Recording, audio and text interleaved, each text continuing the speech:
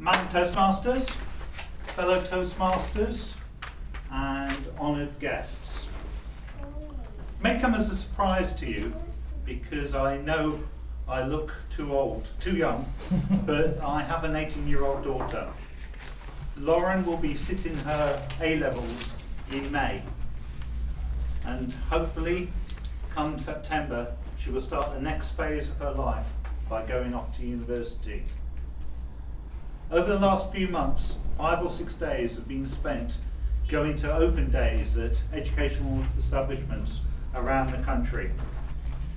And as you can imagine, considerable time taken in planning and discussing the options. As she seems keen, without any undue influence from me, on my alma mater, Leeds University, I thought, if I may, to use this evening's speech to reminisce a bit about planning for university then and now. I enjoyed my time up in Leeds, and to be honest, I'm afraid to say I'm slightly jealous of her. These days, the whole process for admission is different from that of my time. This may be due to the different approach to funding for further education, and of course the better communication via the internet. These days it's quite a hard sell by the universities to attract students, and it very much includes the participation of parents. I have vague recollections of applying for and choosing university. I won't tell you when. Suffice to say that the city's football club, Leeds United, was one of the top English teams and was competing in Europe at the time, so it must have been a long time ago. I seem to recall sending off the prospectuses, applying for 5 universities, and then going up alone for an interview and a presentation, very much organised at faculty level. These days the typical approach is the potential student chooses any number of establishment and then attends campus-wide open days before applying for a formal application. These open days are jam-packed with events, with faculty-based activities, sometimes with different presentations for students and parents. Centralised question and answer sessions from both the university and the union, student union, campus tours and student accommodation tours, sometimes organised on fleets of coaches, and all marshalled by very efficient student ambassadors in their brightly coloured, readily identifiable sweatshirts. And when I say a day, I do mean a day, as Lauren will be spending the next 3 years in the place. I think it's important she sees something of the town and its surroundings. For me, the choice of university was influenced by academic quality, sports facilities, and proximity to countryside for outdoor pursuits. For Lauren, it's academic quality and the cosmopolitan nature of the city, with the number and size of the branches of the restaurant chain Nando's and the clothes retailer Topshop.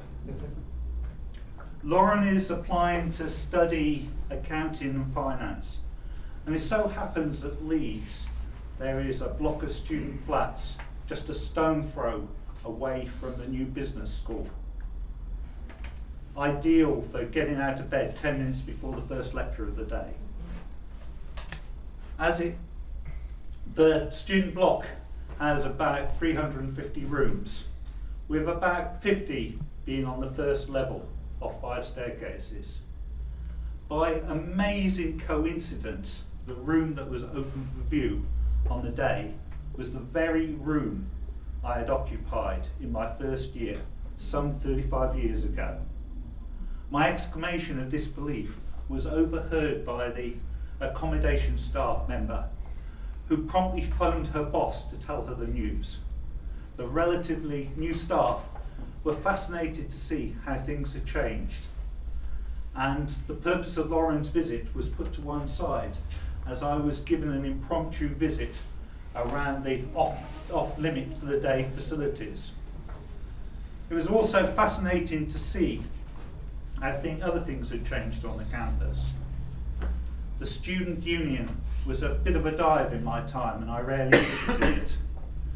It was a 1960s inspired building, and the labyrinth of concrete caves in the lower reaches with its various nooks and crannies had the reputation during the 1970s of being a hotbed for drug dealing, until the University Senate sanctioned police undercover operations stamped it out.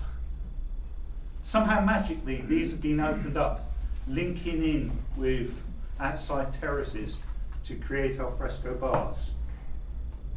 Outside of the day's organised content, I also showed Lauren Headingley, which is one of the main areas for students to rent private accommodation, with its landmark pubs, the Skyrack and the Original Oak. We also popped into town and quickly visited the Edwardian Kirkgate Market, the largest undercover market in the country, with its exotic produce sold by friendly stallholders who would serve you with a smile and the question, "Now then, what does thou want, Chuck?" So as you can imagine, as you've gathered, a very thoroughly enjoyable day with plenty of flashbacks. I do know I've focused on Leeds, but Lauren is very much her own woman, and she will make the choice she's most comfortable with, including the quality of the branches of Nando's and Topshop. I will of course support her 110%, and as always be very proud. Thank you for listening.